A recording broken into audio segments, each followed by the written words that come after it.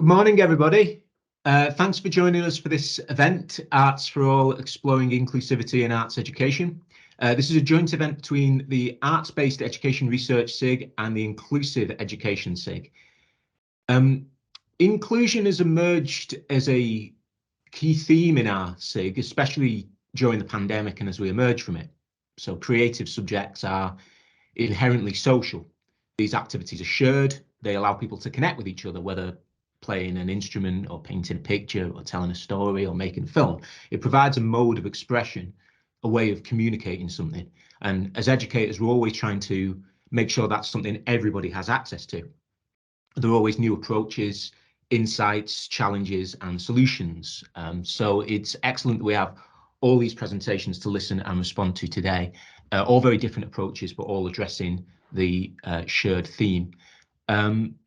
Janet and Louise, would you like to say anything? Yeah, we'd just like to, well, really echo what you've said in the way that the arts has been used is being used in inclusion, and we feel really excited to be part of this group this morning. It looks like a really exciting session. We've got, presentations from such a range of different colleagues, and we're just really excited to see how you're all using different ways of creativity to engage and support learners. So yeah, so thank you very much, and we're really pleased to be part of this. Now we've slightly changed the format to today's event. We did have a guest speaker planned who's unfortunately not able to make it due to some ongoing health issues. Jill, would you like to say a few words, and we can also share the links to yeah, that's brilliant. Thank you so much, Adam. We're so disappointed that Maya Leek, who is a finalist in the BBC New Dancers 2022 competition, as she is an absolutely amazing teacher and presenter, but as a neuro challenged dancer, health becomes a big part of her challenges. So that's the reason why she couldn't be with us today.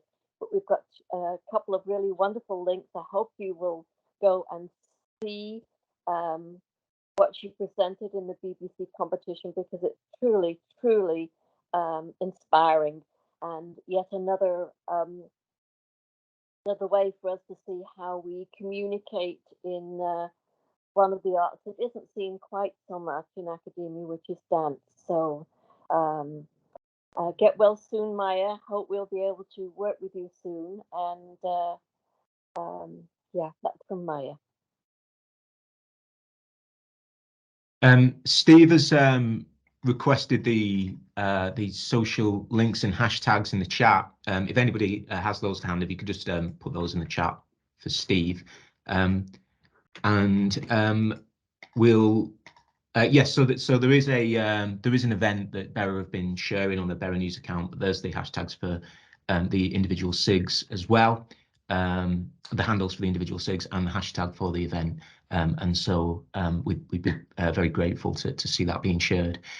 So the format today, we're very grateful also for everyone who's joining us today to present or to listen, especially those joining us with a time difference. We're aware that people are joining us from outside the UK, other parts of the world, and which is fantastic to have as part of this event. And so thank you for joining us. I hope the time didn't make that inconvenience at all.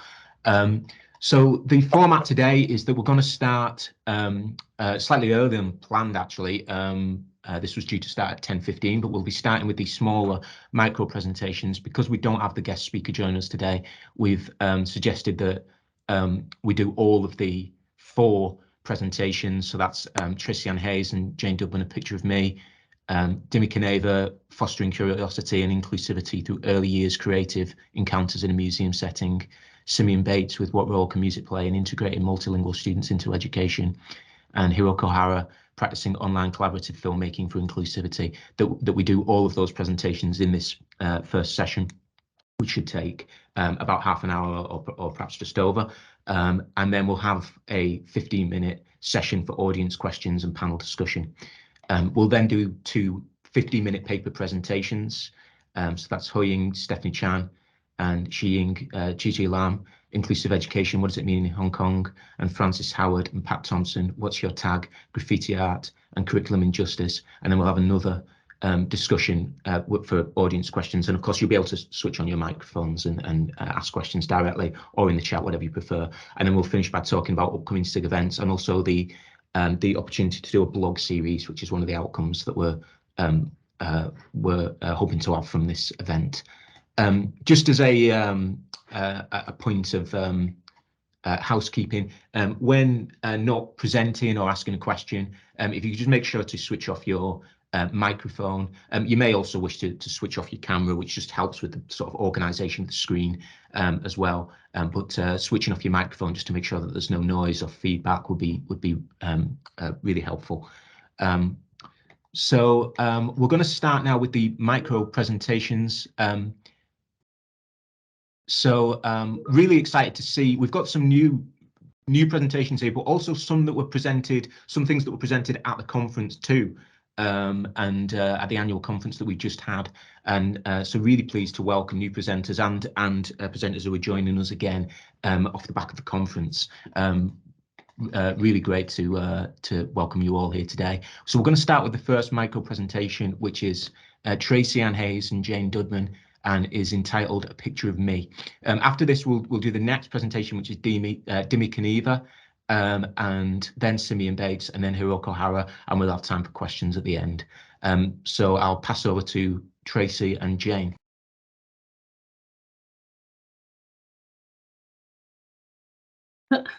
Here we go. Hopefully everybody can see that okay now. Yeah. Yes, okay. That's great. Yeah. Fabulous, fabulous. So my name's Tracy, and I'm based here at Plymouth Marjon University, where I'm Programme Lead for Youth and Community Work. And I'm presenting today with my colleague Jane, who works at Prism Arts in Carlisle in Cumbria. And we've been working together on this project for, how long, Jane? Is it about 2 years now, on and off, from the planning stage through to today. And we're going to tell you a little bit about why and how we work together, and what is the result of this partnership. So, overview of our talk. We're going to tell you about the Picture of Me programme, and in particular about Prism Arts' inclusive approach to working with people in the community. And how then that we blended on this particular project together with a research approach that I developed through my PhD research, and refined afterwards, that then carried on and had a real chance to sort of apply it and explore it with Prism Arts. And that's around story crafting and how that can be a really inclusive, creative approach. We're going to focus in and give you a taster of one of the elements of the programme, which we've called Tales from West Cumbria. And then we'll move into a little bit about the ethics and the knowledge exchange involved in this programme before moving to the learning and our next steps. So handing over to Jane. Hi. Yeah, so the Picture of Me programme was developed as a way of Prism Arts working from the stories of the participant artists. So it was an 8-week programme for young people across Cumbria with learning disabilities and autism. And it was designed to be a creative exploration of self in a series of hands-on workshops. So each project began with the artists and groups getting to know each other through particular art form strands, which was either dance and film, street art, or storytelling. So in each case, the first half-day workshops were about building skills in the art form, whilst all the time building content and developing story. The full-day workshops allowed time to craft the story. So the process that we went through can be described as building skills confidence through participant-led beginnings. Building story. So what is the story we are telling? And crafting story. How do we tell that story? And then transforming story through sharing, presenting. And that can be peer group sharing, and also we had a a final event. So it's quite an intensive programme, but very much about being based in the participants' stories of themselves, hence the title, Picture of Me. Thanks, Tracy. So Prism Arts are an inclusive arts charity. So we work with adults and young people with learning disabilities and autism.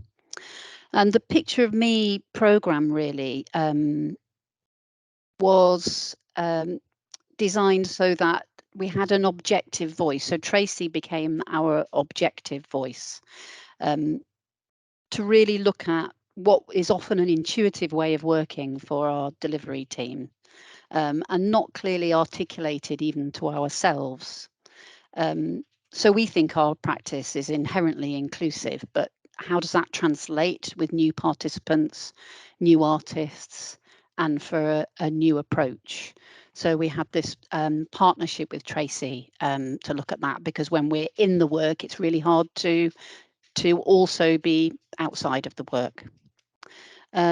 So, and as Tracy said, for her, it provided an opportunity to apply that theoretical learning from her doctoral study and in a new setting with new collaborators. And how would her story crafting ideas work with learning disabled or autistic people? And could she explain that in an inclusive way? So it was really a mutual learning process that was incredibly productive, and that was really important. So there was no one party that was subservient to the needs of the other. It was very much a joint thing. Oh. A little bit about the story crafting process.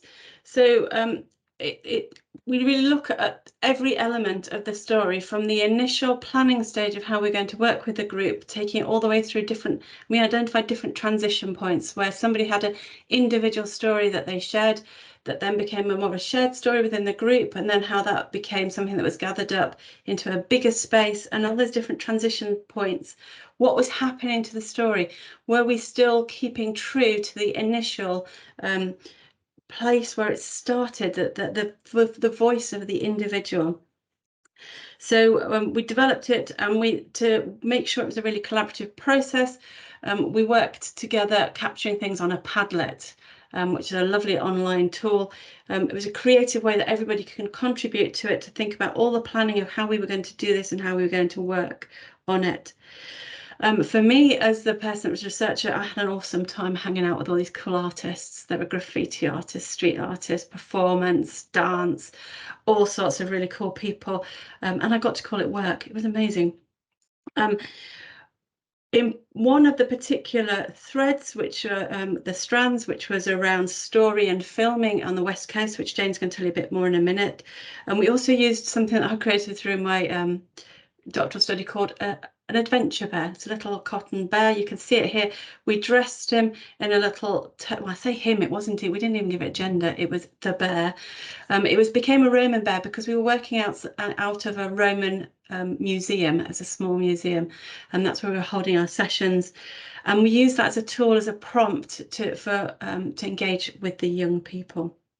But overall, what we wanted to make sure was that we were driven by the voices of the participants in a way of working that really embraced that.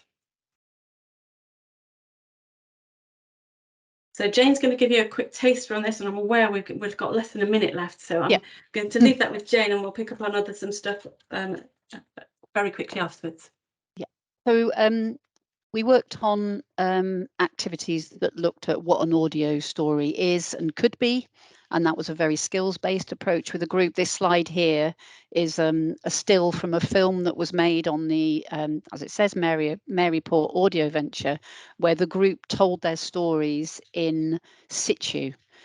So they went to different locations along this walk and told their stories through headphones. So they were pre-recorded, but the group were there and they had boards that they were holding up with quotes from their stories. And the group went along the walk. And it was actually a really, really moving experience.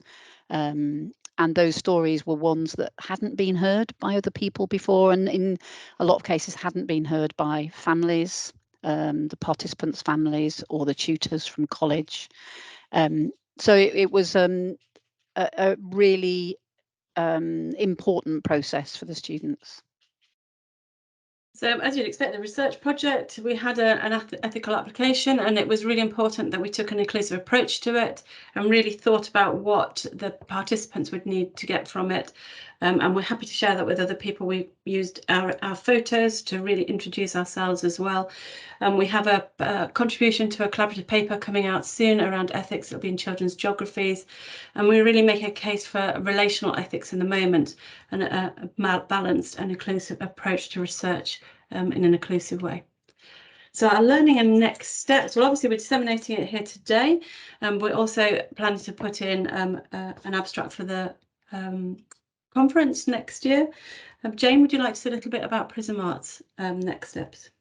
Yeah, it's that this project has really started a way of working for Prism Arts really usefully, so that sort of participant voice is running through all our programs, and that's exactly what we wanted it to do. So it's really achieved that. And also people that were working on the program, new freelance artists, are now working at Prism Arts. They're new people that we're working with, and also new people who are involved in Picture of Me have started coming to Prism Arts. So it really has expanded what we're able to do and really effectively. So thank you for listening to us. I'm aware that's a really big, complicated program we're trying to explain in 7, probably nearer 8 minutes. So thank you for listening to us today. Thank you very much.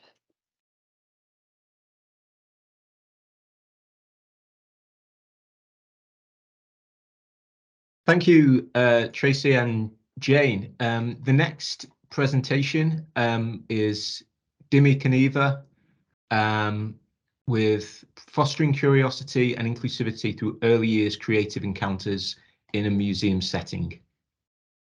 Okay. So this presentation is about some creative art-based inclusive work that was completed with the Early Bird project a little bit earlier this year. And what I intend to do with this is just to give you a snapshot of what were some of the activities that we did with groups of children in series of workshops that took place in Bury Art Museum and Sculpture Centre in Manchester. So I'll just give you a little bit of information about the workshops that we did with the children, and I wanted to share with you some of the evidence of how the children engaged with the activities that we set out for them, and in particular how these activities turned out to be much more inclusive than we initially thought. So in terms of our project, this was a very small-scale project that was funded by the University of Huddersfield in order to develop collaborations with non-academic partners. So I partnered with Natalie from the Early Bird project, who delivers different creative workshops in different community settings. But for this, we set out to explore the impact of children being in a museum and art setting. So the workshops were aimed at the earliest age range, so children from birth up until the age of 5. And we held 3 workshops between March and May earlier this year. And the aim of the project was really to capture the learning, the social and exploratory potential of open-ended arts-based workshops for children and their families, because during the workshops, children are engaging with the activities with their families. And kind of we were influenced by the idea of construction of meaning and knowledge in a museum space. We were very much focused on the process of how children play and how they engage with the resources in the museum exhibits, and not so much with the products of their work. And we kind of focused very much on possibilities thinking, so kind of how are children engaging creatively and inventively with some of the resources, which obviously did not have a pre-intended purpose. So in planning our workshops, we focused on different arts concepts that were inspired by the different galleries in which we were able to hold the workshop. So what was really valuable for us was that all the under fives were able to experience the museum spaces, the different galleries each time, where they were surrounded by different exhibits, and these exhibits inspired the themes for each of the workshops. So our first workshop was inspired by the Sculpture Centre, and the children were surrounded by sculptures, and we focused this on shape and form. So the children were invited to build their own sculptures, work with paper, and create different versions of transient art. And these are just some snapshots of some of the provision that we set out at the beginning of the workshop. Our second workshop was in a different gallery, which where the space contrasted very much with the sculptures, in the sense that it was open, it was light, it was airy. So we thought about exploring light and darkness in that space. So whilst the children could experience the light and airy feel of the gallery, we provided them with then building materials, torches, and sheer fabric, so that they could build their own tents and explore what happens in the dark, what happens in the light. Kind of we set out different shiny materials and things like that for them to explore.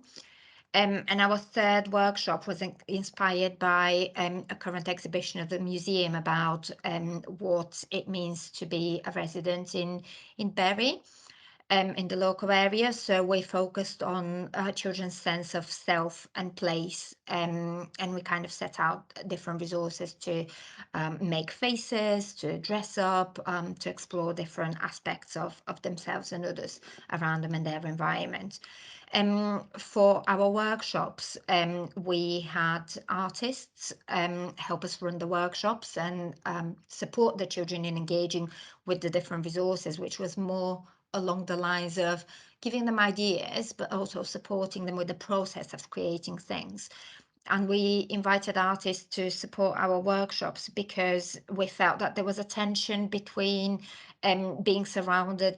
the children being surrounded by products of art in terms of the paintings and the sculptures that they were able to see, when we were ultimately focusing on the process of engaging with resources and the process of learning and the process of making and remaking and creating things. So kind of the artists working with the children were able to demonstrate what is the effort and the kind of the changes that a finished product and endures or kind of goes through in order to become finished. And I'll just share with you some of the work, some of the engagement of the children during our workshops. So in terms of process learning and possibility thinking, the children demonstrated really sustained engagement with the different resources. So they were creating, making, remaking, building and rebuilding things, and they kind of saw through that, they saw museum spaces as a site for interaction, for community building, for talking to others and interacting with them. So on these pictures, we've demonstrated the process of building a tower in the Sculpture Centre, where one of the children, a 3-year-old boy, engaged with our open-ended resources, and whilst the bangles were initially on his hand, then he started building a tower, and then the tower started collapsing, it turned into a slide, and then he was collecting, counting, and rearranging the resources in different ways, and that went on for about half an hour, which was amazing for a child of this age. We noted knowledge production through experimentation with the resources, and because all of our resources were open-ended, children had the freedom to engage with them however they wanted to, which meant that children could engage with all the resources regardless of their abilities or disabilities, their interests, their age, and so on, because we had attendees from the age of 7 months upwards to 5, and at one of our workshops, which ran during the Easter holidays, we actually had some of the older siblings which engaged with all the resources just as much as the younger children, because they were so open-ended and loose parts. So what this demonstrates is some of the comments that were made by the children, some of the things that they built. So they were making pizzas, they were making earrings, they were building tents, and ultimately, because the tents were dark, this turned into bedtime. They were asking parents to read bedtime stories. They were experimenting with the torches, but ultimately at the same time they were also learning about art concepts. They were their early learning was very much supported in a creative and engaging way. And with the following few pictures, we just wanted to demonstrate some of the engagement of children with specific needs. So this first picture was a 3.5-year-old girl whose mother shared with us that she had special educational needs and had been very isolated during the pandemic, with lack of spaces to go and explore in. She hadn't been in their usual setting because it had closed down. And what the parent commented on was the freedom of exploring the resources and how valuable that was, and the fact that her child didn't feel different in any way because she could engage in a way that was suitable for her, that she found interesting. She built her own tent. They're going in and out of the tent, and then later on she explored the torches and the different fabrics. And it was really, really lovely to see children of different ages engage with the resources and communicate with their parents and their carers during the workshops. This one was another family with a little boy with special educational needs who had specific communication issues and difficulties, and he had in the past found it very difficult to attend group settings, but kind of being in the museum, exploring the resources in a free way, he became really, really engaged. And by the end of the first workshop, actually, he was waving at all the children upon leaving and saying bye bye, bye bye, which was a massive achievement for him. His mum said he'd never done anything like that before. But why this picture is really significant for us is because the little boy noticed all the lions on the painting. He loved lions, and that ultimately became a counting activity and talking about the lions, their size, how many they were. And then he went through the gallery looking at all the pictures, searching for animals, searching for lions in particular. And here's another picture of a little girl who had explored all the resources on the floor and then started engaging with the exhibits on the walls. In this particular instance, looking at the contrast between light and dark in color and darkness on the different paintings. And what was really, really interesting for us is that the children engaged differently with the museum exhibits to what we expected. They weren't just looking at them, but they were also shining their torches on them in different ways. They were trying to replicate them in their artwork. They were communicating about the art that they were seeing. And really, in many ways, they weren't necessarily thinking about the paintings being a product for them. They became part of the process of their play and their engagement. So we've got a report about our project that has recently been made available with lots of photographs of the children's engagement. And what we showcase in this is kind of the level of deep engagement, how children produce knowledge and created meaning in a museum setting. And we exemplify kind of the multitude of early learning opportunities that were available within the museum setting for all of these young children. And ultimately, through the resources, through the setting, we provided essentially access for children, for parents. Everyone was able to engage creatively with the resources and with the exhibits. And that's just to show some of the fantastic work of the children. And it was incredibly difficult to choose which pictures we put on a slide, because we've got hundreds of the different pictures.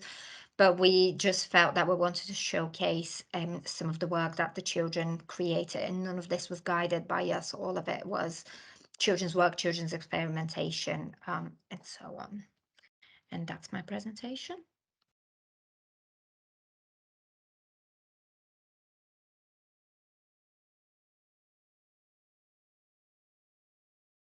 Thank you, Dimi. Next, we have Simeon Bates with what role can music play in integrating multilingual students into education. What role does music play in integrating EAL students into secondary school? What really kick-started this area of research was actually what Stevie Wonder sung in 1976. Music is a world within itself, with a language we all understand. And this line in particular really resonated with me, and what I believe to be two of the most critical areas within current education, that of creativity and multiculturalism. And so I wanted to target my research to really cater for both areas and really focus in and home in on where these overlap.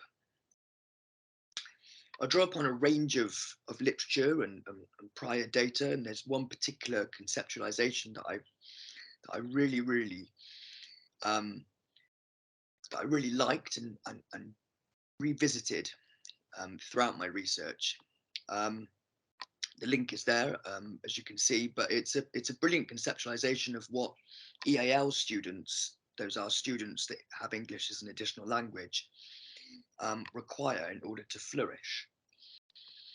And though there is already a lot of data around educational achievement and language development, I wanted to focus my attention in particular on the social integration, which I defined as this: the processes during which minority groups of students are incorporated into an educational social structure.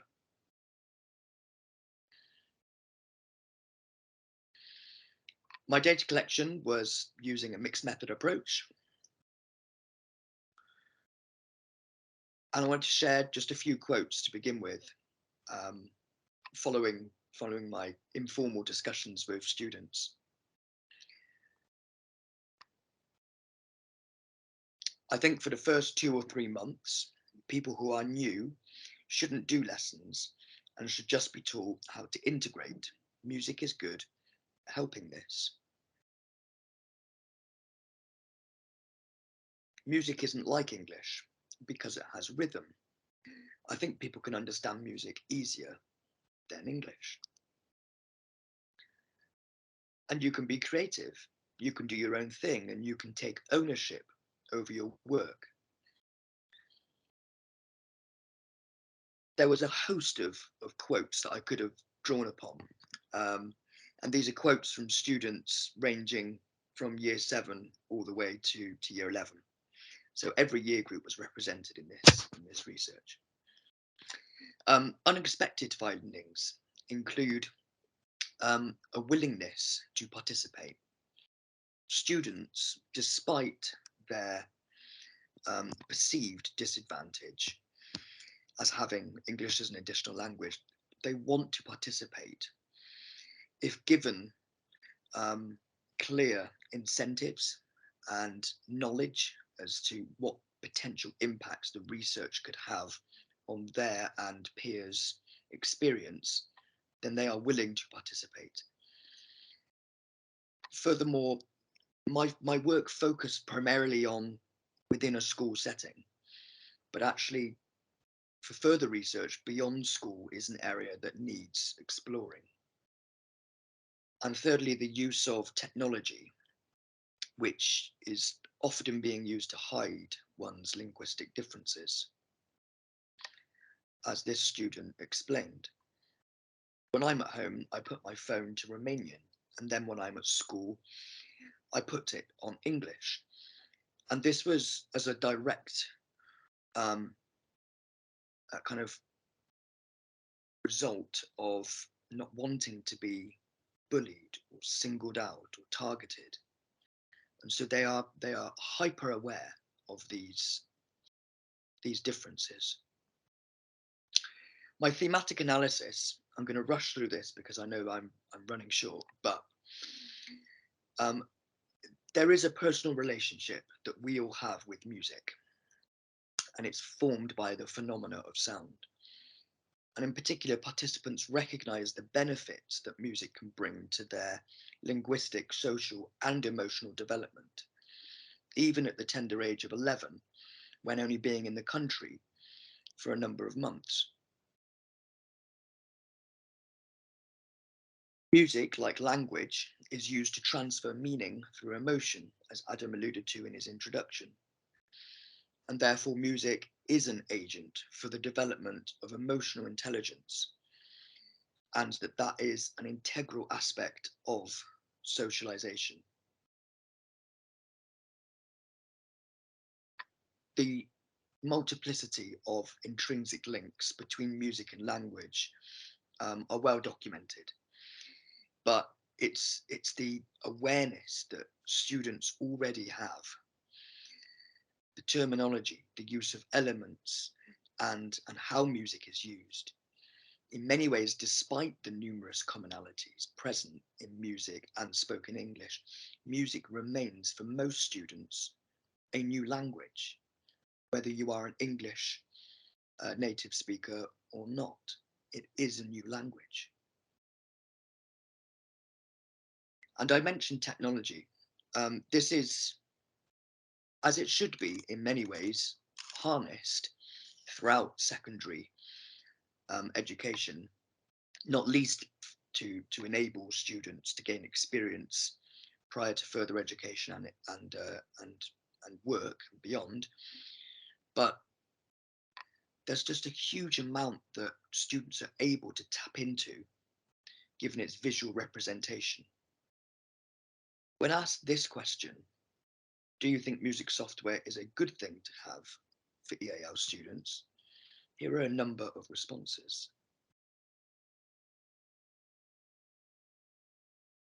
It's good because a lot of technology is the same in other languages. Then they gave examples like USB, HDMI is the same in Spanish, so it doesn't really affect how I learn. And so we have this universality of not only music, but also technology and language linking the two.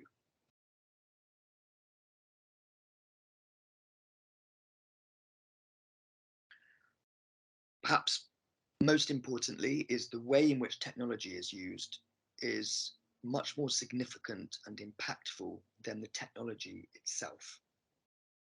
And so how this is scaffolded, how this is focused is really, really vital to enable students to harness it and to further their own musicality as well as their social and emotional development.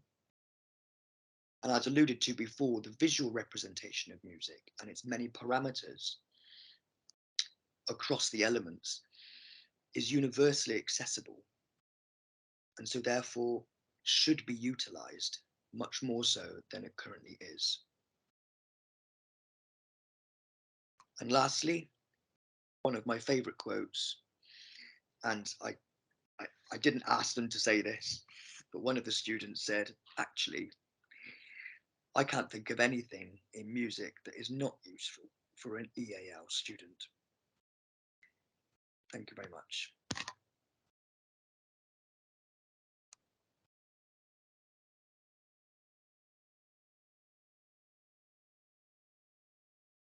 Thanks, Simeon.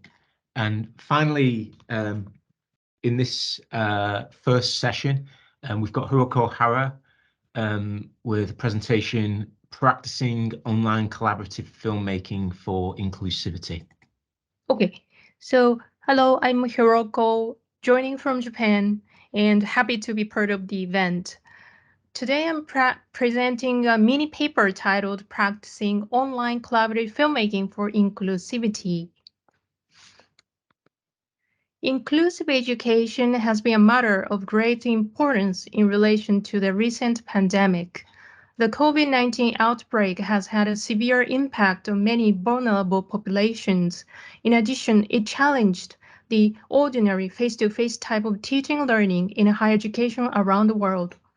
While being confined to homes physically, social media helped people communicate beyond and across the borders. Even in the lockdown period, George Floyd's death in Minneapolis in May 2020 spread worldwide and urged a large number of people to the Black Lives Matter (BLM) movement, not only in the United States but in other countries, including the United Kingdom, France, and New Zealand. The news of the BLM movement quickly reached Japan's digital youth using social media and led to a recognition of racial and ethnic issues in society. For this critical situation, incorporating the arts and education can be a gleam of hope. According to previous studies, arts-based educational practices contribute to cultivating young people's active and critical thinking skills and raising their awareness of diversity. This mini paper explores the possibilities of online collaborative filmmaking as an arts-based pedagogy for grappling with social justice issues and promoting diversity. Drawing on the concept of space proposed by Bourdieu, I argue that the act of making and screening a film not only connects the filmmakers and the viewers, but combines the social space and the geometrical space. My seminar students, 12 in total, aged from 20 to 21 at University Kumamoto, and I launched a collaborative filmmaking project in June 2021. Due to the new normality, placing social distancing restrictions, online education was the option left. They started brainstorming and decided colorful as a movie theme. Then they created keywords associated with the term colorful. So here is a list of the students who participated in the project and their created keywords. During summer, they recorded images representing the keywords respectively. In a full semester, the students shared the recorded images online and decided a short sequence. They also recorded their voices, reading their keywords, and wrote a movie script. As a result of the online collaboration, a short film Colorful was completed in January 2022. Mia indicates what the production team seeks to tell the viewers. Instead of thinking in fixed ways, try looking at the world from a broader perspective. There are countless colors in the world. In the same way, each of us living on the earth has different qualities. The survey conducted last month shows that the viewers received and interpreted the intended message positively. For example, Caitlin says, "The colorful means diversity and also us humans." Hank remarks, "The movie tells us people grow up in different situations, so they have many varieties of thinking, characters, and so on. Moreover, we should accept each other." The collaborative film project also raises awareness of diversity within the production team and leads to the reaffirmation of diversity around the globe. Smith's comments confirm this point. There are many colorful things in the world. For example, there are many diversities of human races, ways of life, ways of thinking, human values, and so on. These are like colorful things. By regarding diversity as colorful things, I think we need to acknowledge each other. Thus, online collaborative filmmaking serves as a model helping students tackle social justice issues and promoting diversity. And now, let me play this short film.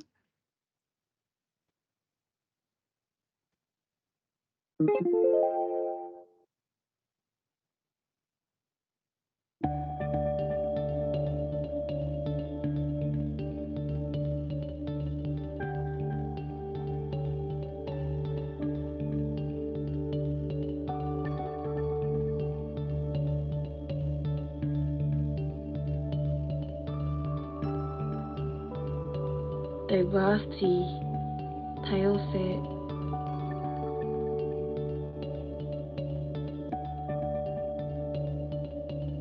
Belief 信じること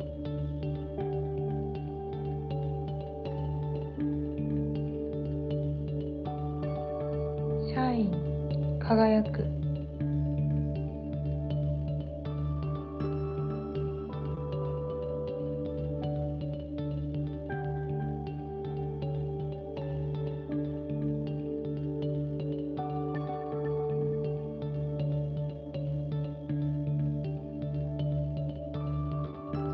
リフレッシング、爽やか。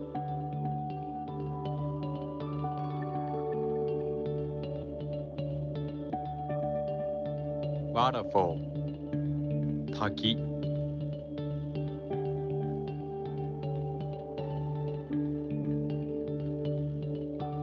Sea 海。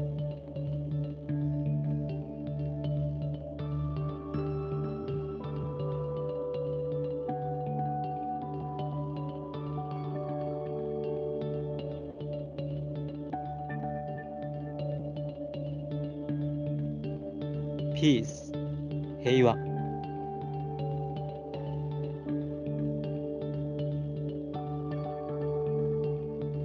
Glimmer きらめき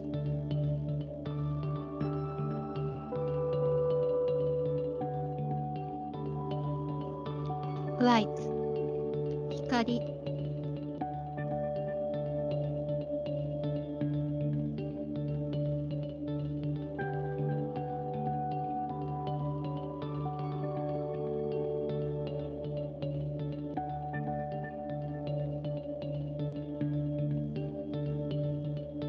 Personality 個性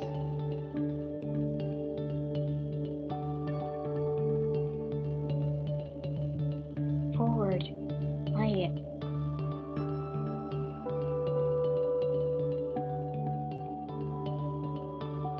Colorful カラフル。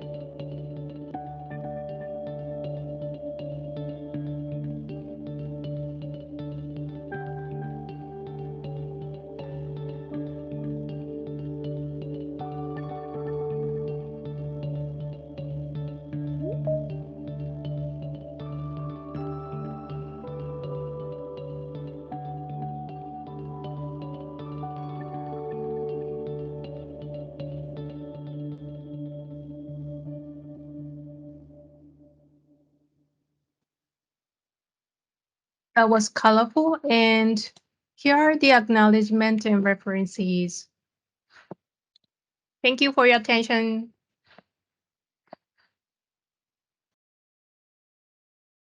Thanks, Hiroko, and thanks to all the presenters.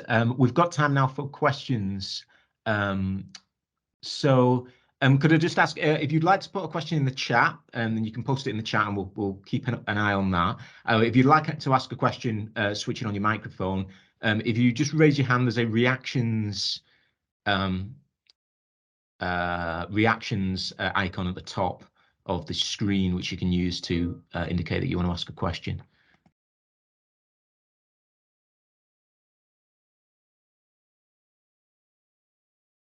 So yeah, Francis.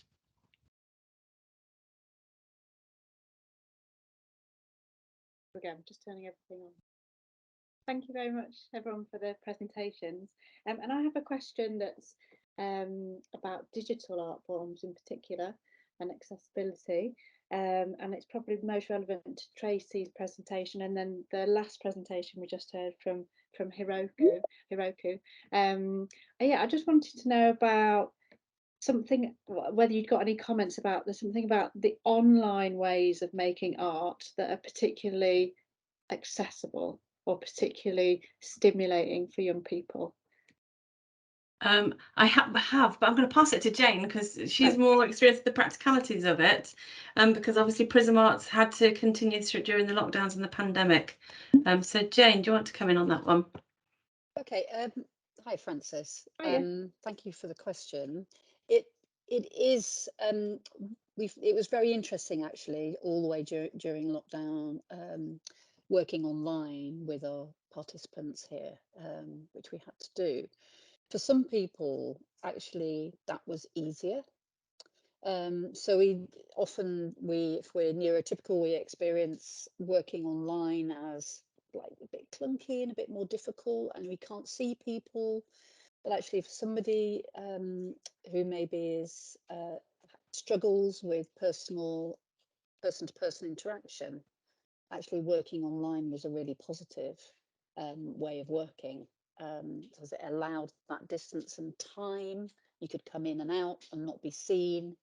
So in those ways, yeah, working online was very positive for some people. So that's something that we will, it is interesting for us to take forward in terms of people who can't come into the building. For other people, working online just didn't work at all. So, you know, so it's very difficult if you have a hearing difficulty, for instance, working online, and not being able to see people, and or if you sign, if you have any communication difficulties, that's really difficult working online. However, working digitally is a different thing. And that's something that we incorporate in our practice at Prism Art. So there's, yeah, it's interesting. There are lots of different ways of working. For instance, the story at Maryport, the audio adventure. What was interesting about that? So working digitally with audio recordings meant that the participants weren't put on the spot to tell their story. So they recorded their story, sometimes in conversation with artists, sometimes collaborating with other people in the group to tell their story. But that was a really freeing process. And that just lifted the pressure off. And we were concerned that we thought the idea of a microphone might be like, what do I say? But actually it was the opposite. It was really freeing. And that digital technology, which meant that people could listen back to what they'd done, they could re-record it, they could shape it. They were very much involved in that. So it wasn't like a one-time only thing as a performance. And yet the participants were there actually performing during that walk. So it was really instrumental actually in that in creating that story for the audio adventure, that process, that digital process. So I think there's lots and lots of different ways it can be inclusive. Yeah. I think one of the things that really struck me is one of the young people we were working with couldn't really speak much. But actually, because he had an iPad and could narrate his story, he had the ability to choose what voice he wanted, and he could play around with different voices, and it allowed him to articulate himself in a way that he couldn't do without the digital technology, and that was really powerful to experience. So thank you for that question. Great question. Thanks, Francis. Any other questions? I'm just seeing something that's coming on the chat. Firstly, a comment from Kathleen who says, thanks, Hiroko, beautiful juxtaposition of words and images. And Rachel asks a question about the process. Was it that students came up with the theme, colourful, and then identified related words and phrases and took pictures inspired by the theme and finally put everything together with music into the film? Thank you for your question, Rachel. Yeah, so today's presentation is quite short, so yeah, let me elaborate more on that. So my seminar students collaborated online due to the pandemic.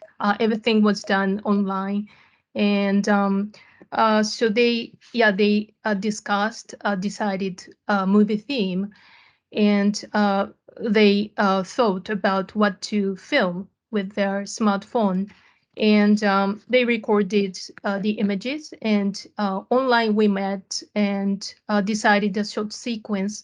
And so yeah, this year no students play any musical instruments, so I had to make a piece of music. I put it together with their images. So I worked as an editor and facilitator of this project.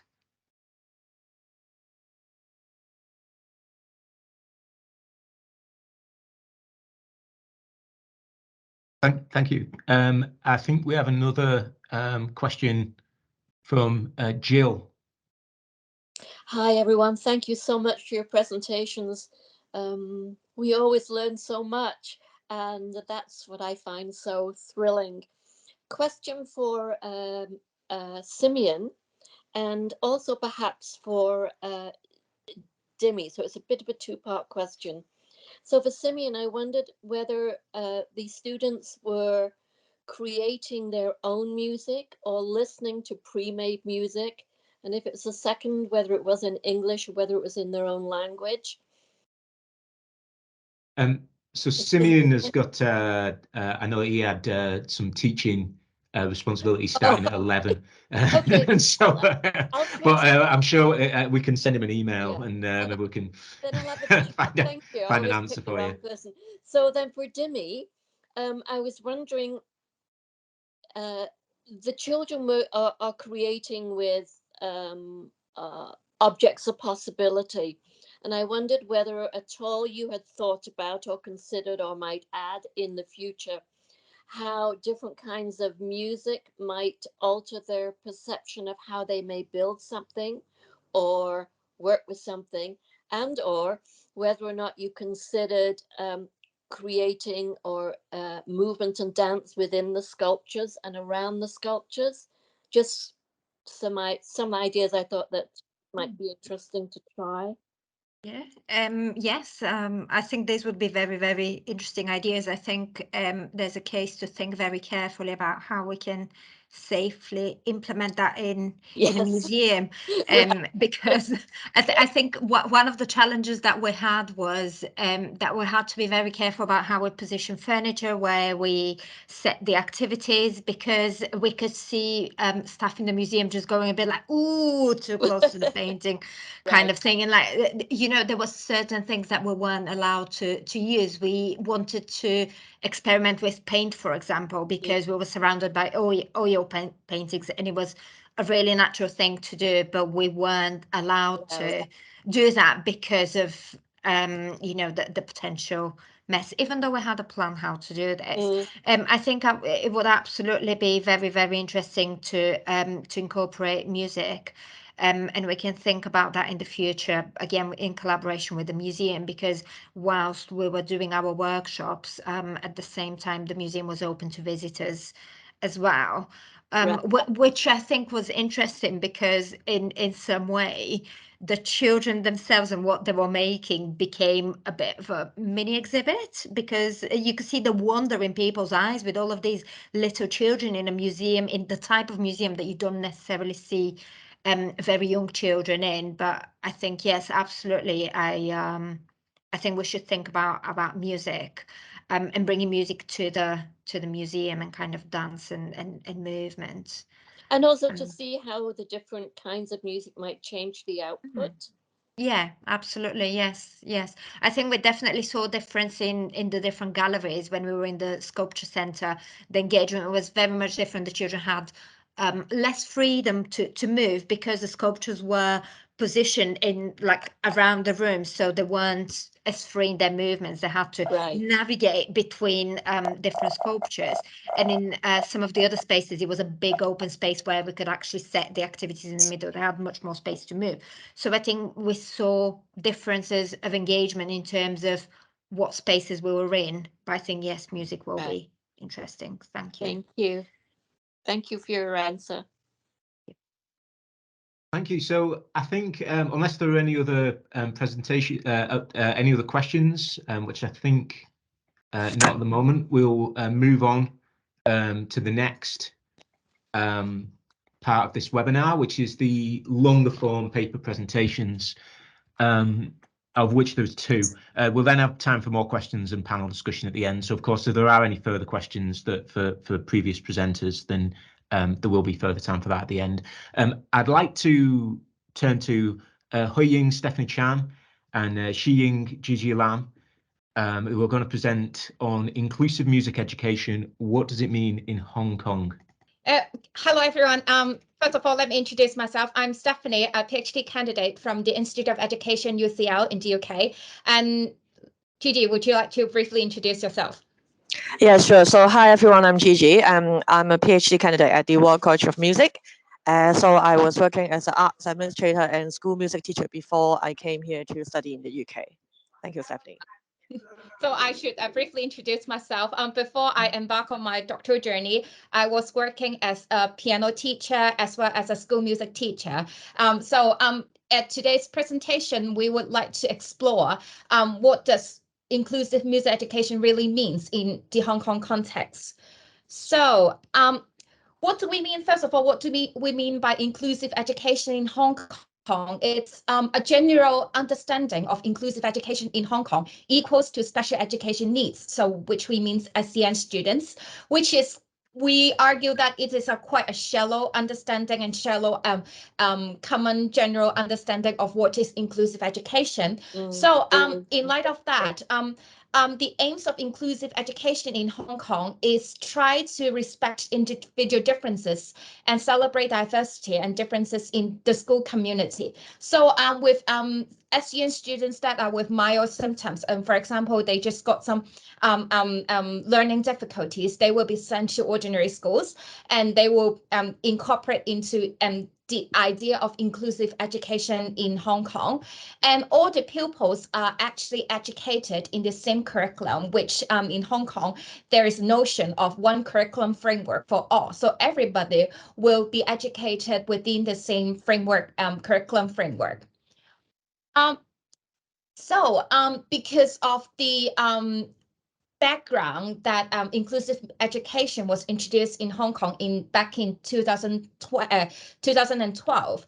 And at that time, the education department implemented this policy without actually supporting in-service teacher to cater the needs of special education needs children in the music classroom. Therefore, there are several literatures in Hong Kong arguing that there are challenges faced by music teachers in terms of Hong Kong inclusive music education. The challenges include limited specific SEN training for music education, especially in the subject knowledge. During initial teacher education, teacher does receive education on how to handle SEN students in a more general classroom. But specifically in music education, we do not really have lots of training for pre-service and in-service teacher to support their teaching and learning for SEN students or inclusive education, music education in Hong Kong. And secondly, there is limited administrative and classroom support.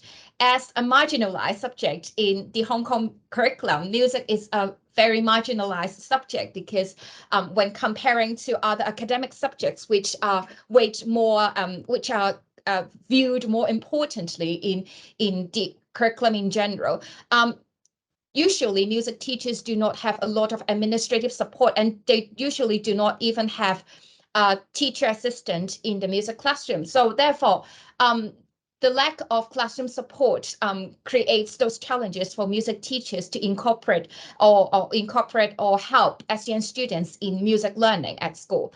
And the third challenge is the large class size. In general, in average, Hong Kong primary or Hong Kong school class size is about 28 to 34 or 5. So this is the average number of a single class. So imagine a music teacher without a teacher assistant in the music classroom.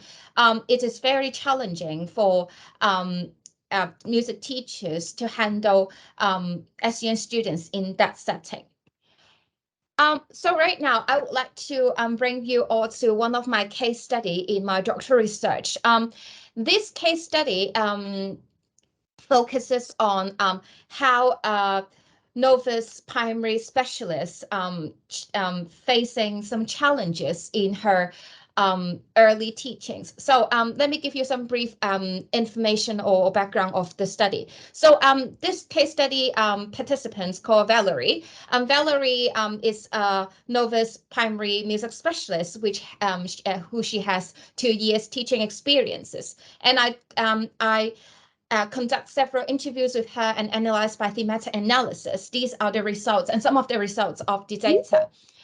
So during the initial teacher education of Valerie, the school experience were actually held on Zoom because of the pandemic. So when Valerie were talking to me, she said that she doesn't really feel like she had the school experience as what she has expected during initial teacher education because of the pandemic, because all she did was to prepare the lesson and simply deliver it on Zoom, which is very different when she enter school as a school teacher when all the classes resumed face-to-face. So therefore, she struggled a lot with classroom diversity within a face-to-face setting, because she sees a lot more diversity than she saw in her school experiences on Zoom. So and the level of engagement was very different when she was teaching all the materials on Zoom, and when every children are back into a school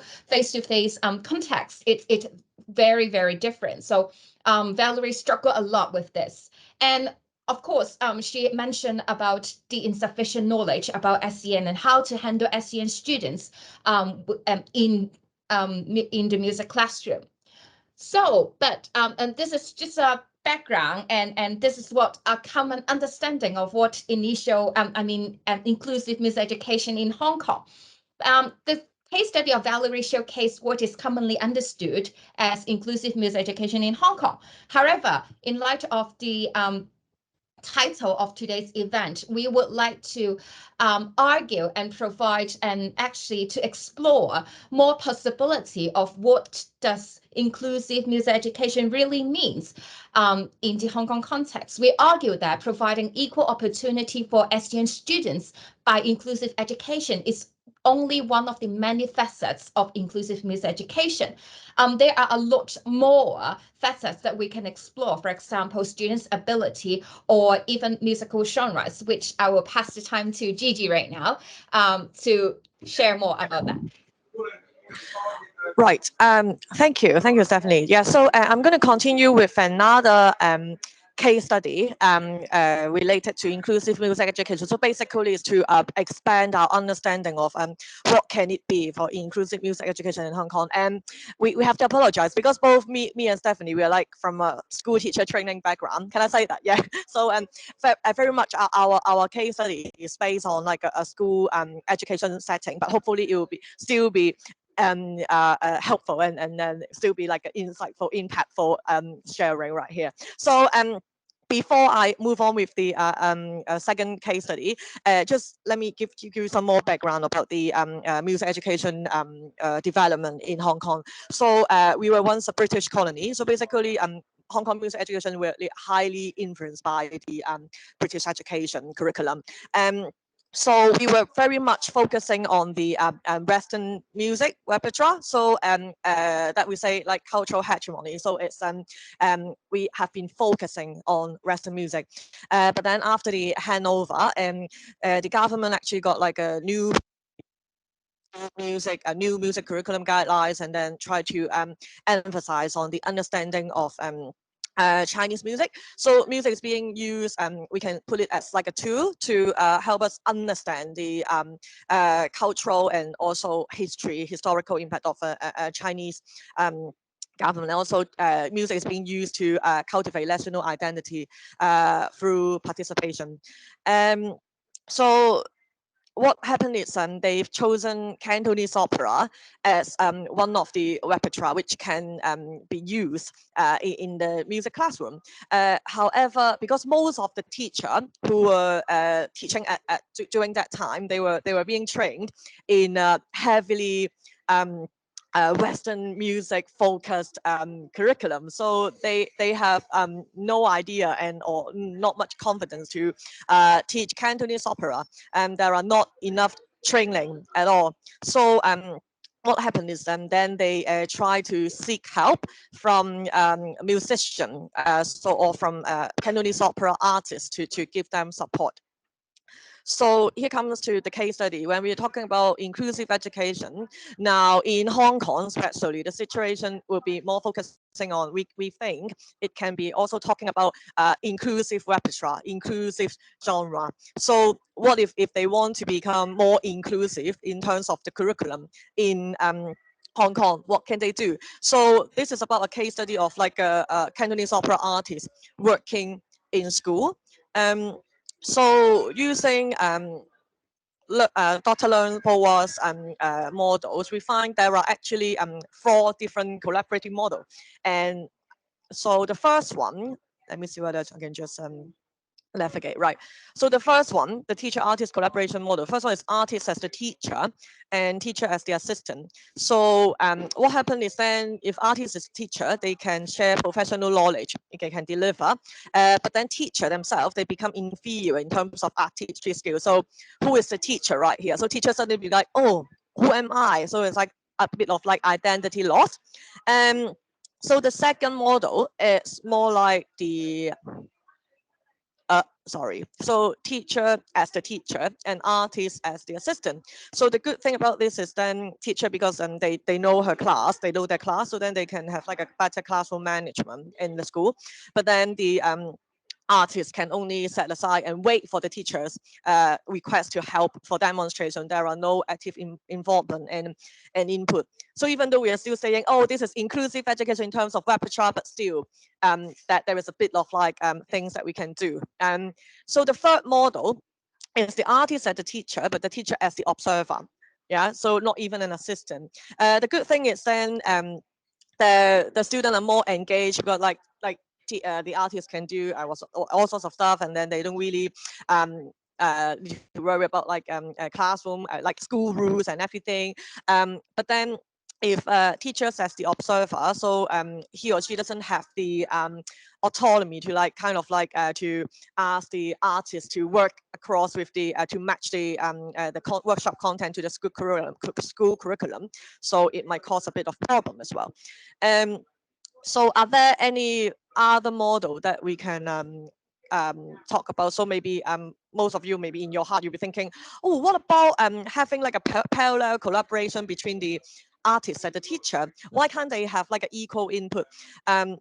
So here from my case study, I was saying, well, is that actually really possible? Because it won't be, it's very difficult to for them to have like a parallel collaboration, because they all have different training, experience, responsibility, and position. They have limited time to discuss before the workshop. So here what we are trying to suggest is actually the difference here, the dissensus here of their practice needs to be recognized. So there should be a promotion of safe space in the session, so that both parties can be more critical in sharing their practice without fear of causing offense to each other. It might be, even though it's a parallel collaboration, but then there will be constant stage of negotiation. What we think is the current literature are always celebrating how successful these collaboration can be without being critical and looking at the problem or the tensions being generated through this kind of inclusive collaboration. But so way forward, we will be thinking, actually, we have to embrace these kind of dissensus. In terms of practical suggestion, we'll be thinking, well, artists themselves, if they are going to work in the school, they should develop understanding of school culture. And then in terms of teachers training, we will need to artistry during the teachers training. So it's to recognize the dissensus, then it allows us to join together as a collaborative voice in order to break the hegemony to the current school music education. But then we need to make sure it is like a practice which is in the process of becoming, so then it's not like a static practice. So then it will continuously bring us more possibilities and spaces to develop in the future. Yeah, so Stephanie, do you want to wrap it up this one? Yeah, thank you. Thank you, Gigi, for the case study, which is very useful for us to actually, this is our hope to begin the conversation of exploring possibility of what is inclusive music education. We are hoping that we can explore and open this conversation not just in the Hong Kong context, but probably in a wider context. And what do we really mean by inclusive? For example, we can say arts education. What do we mean by that? How should we embrace the commonalities or even differences? How can we work together to collaborate as artists and teachers to help anybody in the community that is in needs? So this is pretty much what we want to share with you all today. So thank you so much. Thank you. We look forward to the discussion session later as well. Thank you. Share. Oh, just a sec.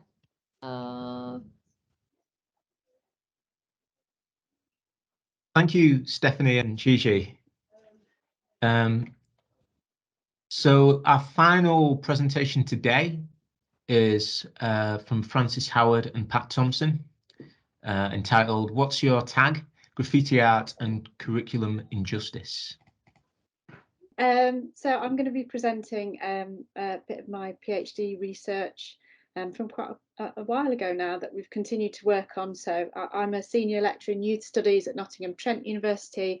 My colleague Pat Thompson, who's not with us today, was my PhD supervisor, who works on a lot of work to do with arts education and injustice.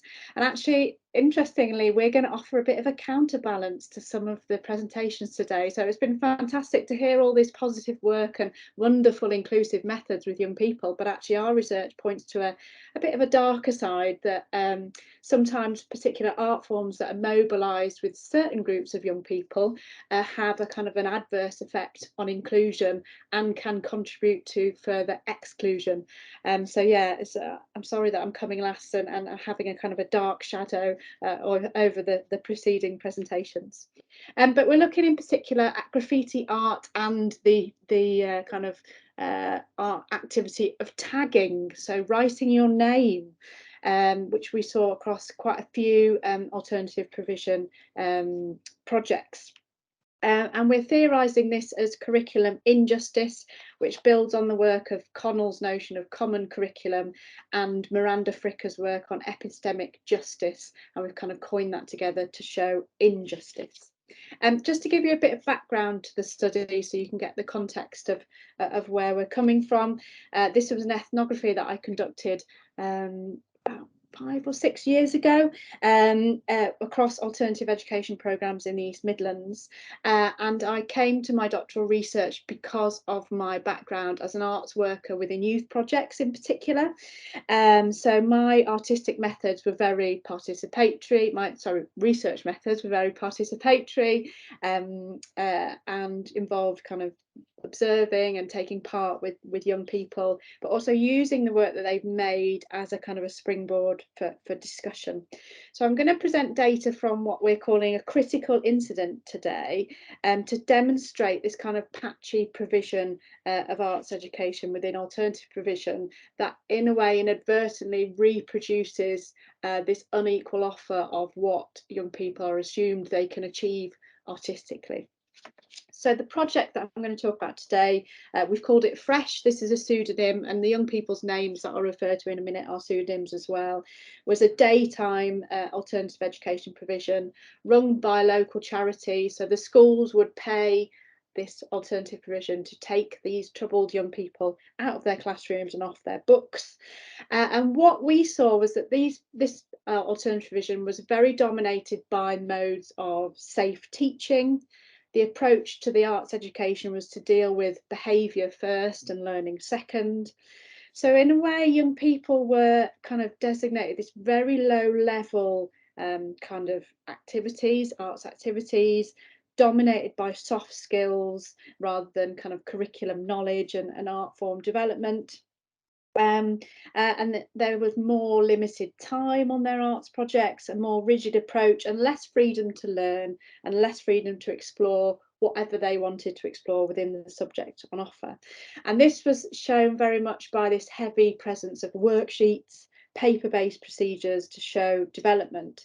So we kind of theorised this around Anyan's work on the pedagogy of poverty, which assumed that young people lacked this artistic ability, and the educators there very much promoted this head versus hands binary. Oh, I'm not academic, so I'll be practical and do something practical instead, when, as we know, the arts is both academic and practical. And this resulted in what we saw as this paint by numbers pedagogy. So young people in alternative provision, because they had been excluded from school, was assumed they could only do art that was very simplistic and kind of laid out for them, of which graffiti seemed to be prevalent. So I'm going to read now from my field notes to give you an insight into this critical incidents. And I was recording the production of these individualised signatures, these taggings, by two participants, so Connor and Ezra, which are pseudonyms. One was a white British young male and the other one was black British origin, and they're being instructed to write their names with spray cans. Okay, and this incident occurred during a tagging session where the young men were using these big kind of what they called chipboards to write their names with a tag. And at the time I saw this experience was very much like a step-by-step ticking a box, do this, do that, over-instructed exercise rather than having any opportunity to explore artistic processes and materials. So I'll read this excerpt from my field notes out. When I arrive, Connor and Ezra are working on large-scale graffiti boards that they started earlier in the week. I watched them practicing this graffiti-style bubble lettering to write their names after flicking through a graffiti magazine for inspiration. I sit in on a session where they're working on large-scale versions of their names. One young person tells me that he didn't get to do graffiti art when he was at school because they didn't trust him with the cans. They start by spraying over the existing tags on the boards, and then they outline the letters of their names on the board. One participant realises that he's actually done the N the wrong way round, but he decides to leave it. Next, they add a 3D background to create bolder lettering. The paint has dripped down the letters because the cans have been held too close. The participants approve of this accidental effect.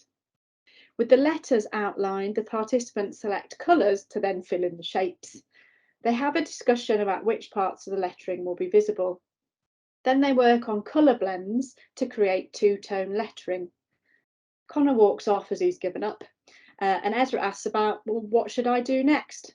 Colour in that letter, replies the staff member, as he outlines the section in the lead colour for the participant then to fill in. So you can see this kind of call and response, kind of very led artistic expression through very limited format within this graffiti activity.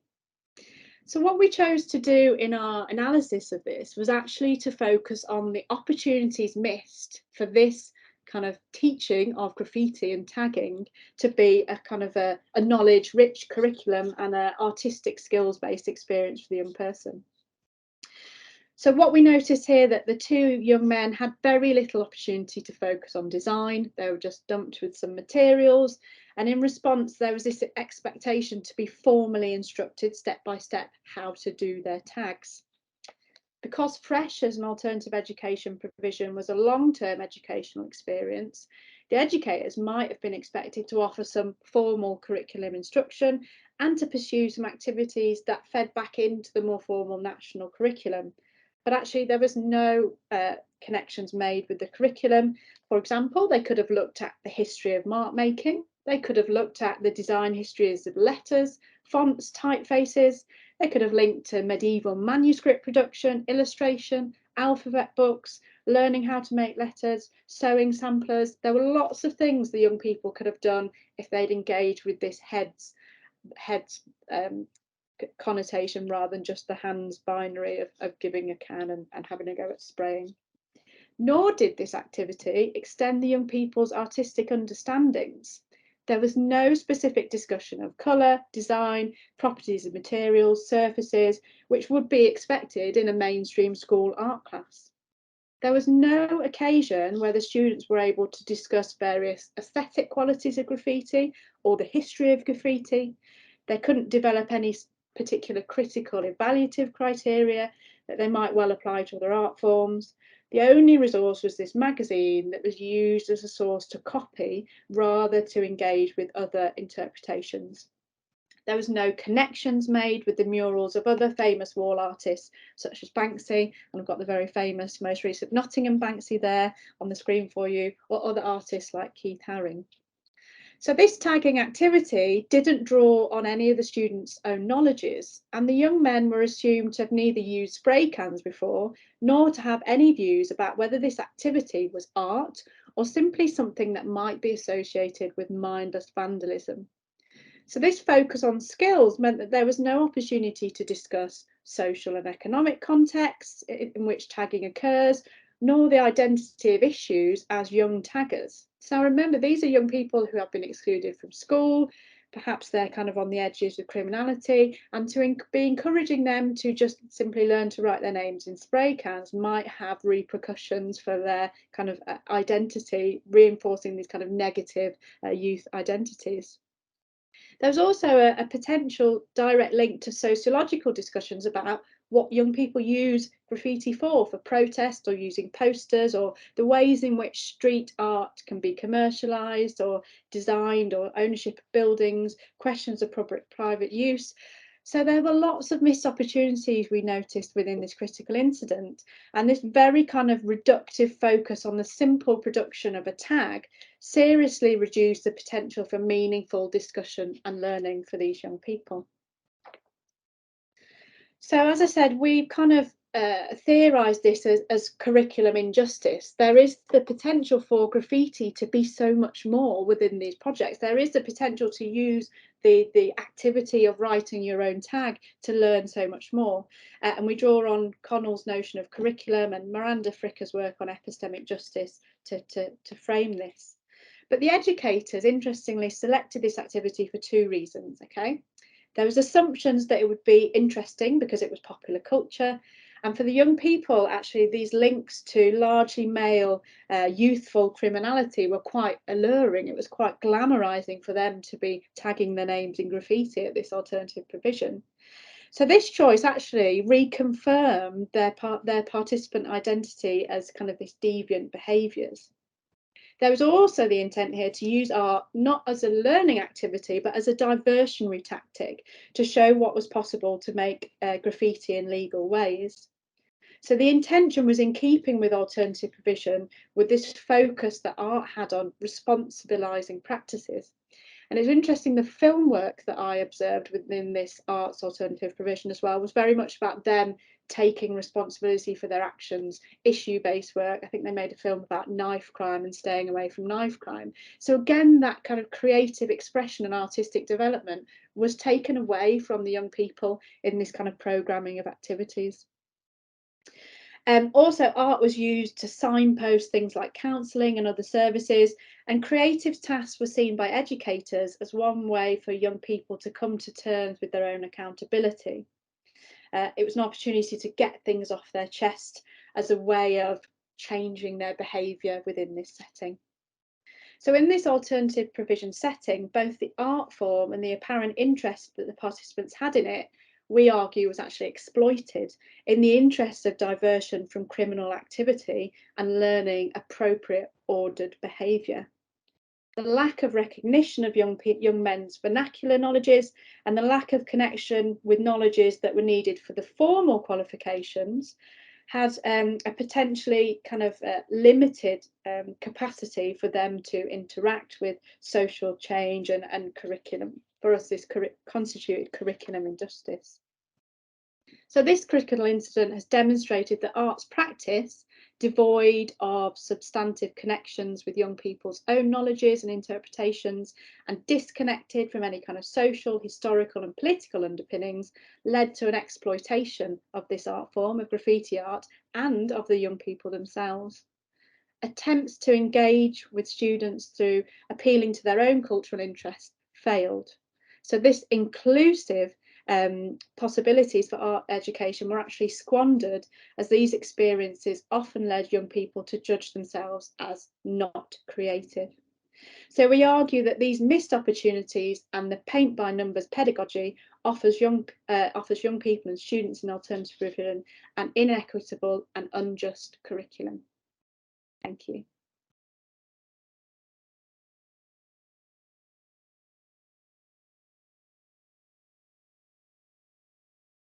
Thank you, Francis and Pat, and thanks to Stephanie and Chi too. So we're now onto our final questions and discussion session, and I can see that there is a question being typed out at the moment by Pam. If anyone wants to also put their hand up or to post in the chat.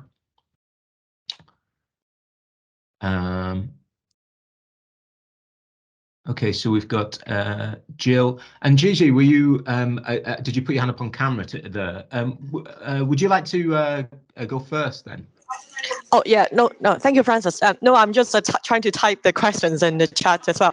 Thank you, Francis. I really love the term curriculum injustice. I just want to. It's not really a question, but I just want to share like some of the findings from our me and Stephanie's project as well. It's like when you mentioned the lack of recognition of the knowledge when they're working with youth. Like I think we have a very similar findings as well. So it's like when we are trying to promote inclusivity in music making activities, are we here to kind of like sacrifice the music how technical knowledge? You know, how we're trying to say, oh, there's no barriers and there's no wrong music. So it's things like that. But then, so it's like the tension between inclusivity and excellence, or even maybe this is not shouldn't be like a proper discussion. Yeah, so because like that we are still in our like early career research, so we're trying to like still exploring, but I thought there are some similarities when we are working with the participants, so I just want to share. Yeah, thank you.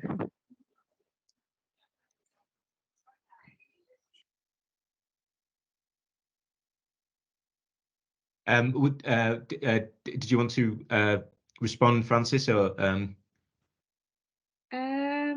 No, I think just a quick response to that, in that what we saw was that because of the young people's assumed behaviours or assumed what they lacked, they got offered a poorer quality arts education. And because of the setting they were in, instead of having that extra that they needed to not catch up to mainstream education, but to engage them and to make them feel like they could achieve within this particular art form, the pedagogy was really lacking to support that. So that those assumptions that actually, well, we'll give them something different, we'll give them something easier, is actually quite detrimental to young people. So I'm just going to read a question from the chat, and then I'll turn to Jill, and then to Jane, and then we have another question in the chat as well. So firstly, from Pam, who's asked Francis and Pat, epistemic justice slide 6, curriculum injustice and theorizing. Graffiti is considered one of the 4 elements of hip hop, along with MCing, rapping, DJing, and b-boying or breakdancing. Graffiti, like the other 3 elements, graffiti is a means of cultural expression. Like the other forms of hip hop, it also expresses resistance. Any data from the young people and teachers as to what the graffiti meant or could mean in the future curriculum? So any data, is there any data from the young people relating to that? Thanks, Pam. Nice to see you. I think within the alternative provision setting, they would not have been aware of graffiti's links to this wider kind of youth culture and the youth movement, which is the most striking for us. That kind of focus on the skill thing first will get them hooked in by learning to use a can and write their name so that they'll get into art. Completely left out all that kind of rich cultural history of the rapping, the DJing and dancing. I've chosen tagging as the example today, but in Pat and mine's work, we also look at dance and we also look at music quite a lot within this kind of spectrum. So these alternative provision projects are offering these art forms, but there's no kind of building on the cultural funds of knowledge within the kind of historical sense or within what people are doing out there in the world today. So I don't have any data from teachers. I did focus mainly on young people, but for them it was a very kind of narrow and funneled view of what this whole youth cultural expression is or could achieve. And in terms of resistance, because of their already deviant identities that these young people had as being excluded from school and the way the educators treated them, they were not allowed to produce things that were seen as resistive. And this was interesting when you look at the music lyrics in particular and the censorship of lyrics, which is a particularly hot topic. You know, are we, giving young people the tools to express themselves, or are we censoring them because it's got swearing in it or it's got kind of negative language about other young people in rival gangs or whatever? I hope that answers your question a bit. So there's definitely more to unpack in this topic, but our key things were about the assumptions about this group of young people as school excludees and what they were and weren't allowed to do. Jill. You're on mute, Jill. Thanks, Adam. It's a good thing you've got my technical knowledge on hand, because you know it's zero. Thanks, Francis, for that. A couple of comments. Firstly, any opportunity for the program to be changed in any way? That's the first part of my question. And the second part is that I'm older, like I'm 77, but I'm absolutely appalled by the lack of interest, understanding in cultural issues that are of interest to young people today.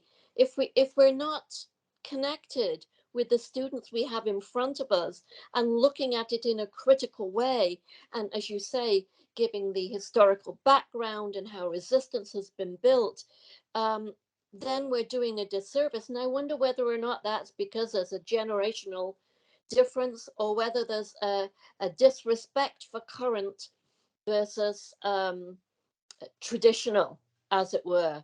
So that, for example, when I was teaching, if with my students who were urban, working class mostly, and I had to teach Shakespeare, I taught Shakespeare using the words of Tupac as well, so that there was a meaningful connection to how something that you know can also have impact on your understanding of something that is very traditional. And I think teachers, educators, and academics are often very distanced from what's current, and very greatly invested in the traditional and what's past. So I guess a comment and a question and a whole lot of why aren't things different? Sorry, Francis. That's okay, no problem. I mean, it's not for me to point the finger of blame at things. We looked at the missed opportunities and how this work could be improved, because I think definitely graffiti art and the wider culture does have a place within all arts education, whether it's mainstream or not. Right. I think one thing that's an issue is, you know, the identities that the young people come with that have been prescribed to them because they've been kicked out of school, and the assumptions that have, but also the level of understanding with the arts educators themselves. You know, those arts educators, you know, think, well, we'll give them something easy to do, we'll get them to write their names, and then we can tick graffiti off the list. And actually they're not learning any skills or any knowledge that then go back into the mainstream curriculum. So I don't want to point the finger of blame at the educators, because they have a lot to deal with within those settings, but that is one area that could definitely be improved. And actually they weren't really necessarily aware of those rich cultural histories, or aware of how to introduce them in an inclusive way to the young people who would surely have been interested in those kind of stories. Right. And to engage them in some kind of forms of resistance using the art form would have been an excellent opportunity, but it was seen as encouraging their kind of negative behaviours, which, you know, if you've got an arts project that focuses on behaviour first and learning second, that's a key issue, isn't it? Yeah, it certainly is. Thank you. So a question from Pam for Gigi and Stephanie. In promoting musical inclusion, what musics do you think might be excluding? And will pupil voice be an additional tranche of data in your studies? I can go first. I think thank you, Pam, for the questions. For the first part of the question in terms of musical inclusion, as what Gigi has mentioned in her part, was that because Hong Kong was once a British colony, which is heavily influenced by Western classical music, and our education model is actually mirrored from the British education model, which the music curriculum is actually heavily Western based. Therefore, I think to answer this question, before the handover to China in 1997, we are excluding Chinese music for sure, because our education system is based in a British model. But apparently, after the handover, we try to include Chinese music in our music curriculum in order to for one of the purpose to give a sense of a national identity to students in Hong Kong.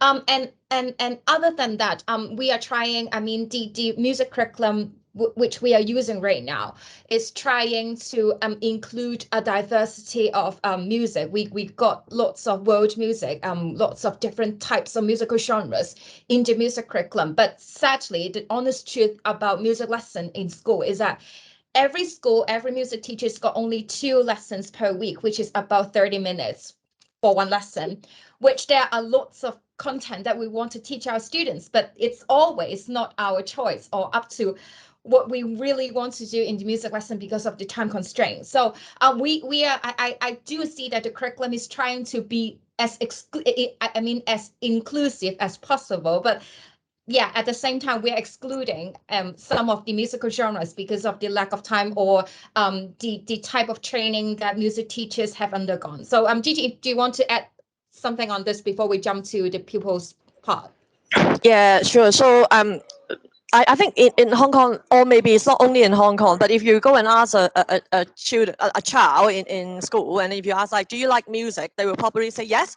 And then if you ask, do you like school music, they will say, not sure. So what do we do to create this kind of difference of music and school music? I guess it's because we are just like what Pam has suggested, we're kind of like excluding the repertoire that is surrounding people in the school. We're not doing that. So I think by bringing, just like what my case study has suggested, by bringing the musician, so the musician, like community musician working in the school, is actually adding like extra extension to school music education. So it's kind of like creating a more like inclusive environment in terms of the repertoire. But what we are trying to suggest here is like we will have to really look into, deep dive into the tension that is created between the work between musicians and school teacher,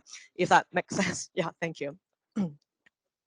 Jane has questions for all presenters. Firstly, to Francis, what do you mean by alternative provision, and what monitoring and evaluation was going on from the school's perspective? Sorry, I should have added a bit of a definite there. Alternative provision is when a young person is excluded from a school and the school leadership team are taking the decision they can no longer remain within that school building.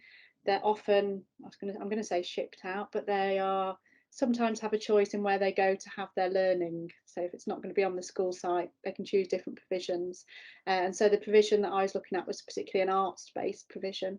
And in terms of monitoring and evaluation, that's interesting. So nothing around kind of art form knowledge or learning or curriculum. It was attendance. So the school pays for them to go to an alternative provision. Are they attending? Tick the box, yes. And then a couple of times a week they'd send a numeracy and literacy tutor in to try and get them to kind of achieve a GCSE. So it's whether they were achieving numeracy and literacy. Nothing about art, interestingly. And when I spoke to the young people about why they'd been sent to that alternative provision, one of them said, art was the only lesson I didn't kick off in, so they've sent me here. And oh, sorry. No, I thought I talked over somebody. Was somebody else about to speak? No. Okay. So, and there's a question for Chuji and Stephanie from Jane. I was interested in the models you posed for artist-teacher working. In my experience, the relationship is fruitful because each person brings their specialism, and the advantage is that they bring a different approach, which can unlock ways of learning for individuals, particularly SEN students who may need different learning opportunities. Did your models come from discussions, observations from students, artists, and teachers involved in this sort of collaboration? Yeah, thank you, Jane, for your question. I'll give it a go, and then maybe Stephen, you can add in if anything. Yeah, so this model, you can see there are like 4 positive collaborative models. It's not actually from me, it's by from my teacher, Dr. Bo Leung in Hong Kong. So I was studying with him for my master, so and also undergrad. And then so he was like kind of like presenting to us like this kind of model. And then in my own doctoral study, I was like kind of using his model and then to try to carry out case studies. So what I've done is I've done the observation in artists workshop, and then interview with artists and also interview with teachers. I didn't really carry on any discussion with the students yet, not to that part yet, hopefully in the future. So what happened is I'm not sure that is it because of the repertoire itself. So the genre is more like a traditional Chinese music. So the teacher themselves, they don't have lots of training when doing the school teachers training. So what happened is the artist has become like an expert in that particular field. So that is a absolute unequal balance when they start the workshop, you know, the hierarchy in terms of the knowledge and then things like that. So I'm sure there are fruitful thing happening in the collaboration, but I think what we're trying to point out is actually, other than the fruitful outcome, there are tensions happening in the setting, especially so for example, for the teachers, it's more like an identity crisis. So after the musician has gone, so they finish the workshop, students are happy and they go away. And then what is left is only the teacher and the student. And so when students have questions, what do the teachers do? Like, the teacher's like, oh, I actually don't know anything. So it's like, what happened afterwards in terms of the workshop? Sorry, I'm too excited. I'm not sure if I'm answering your question. Thank you.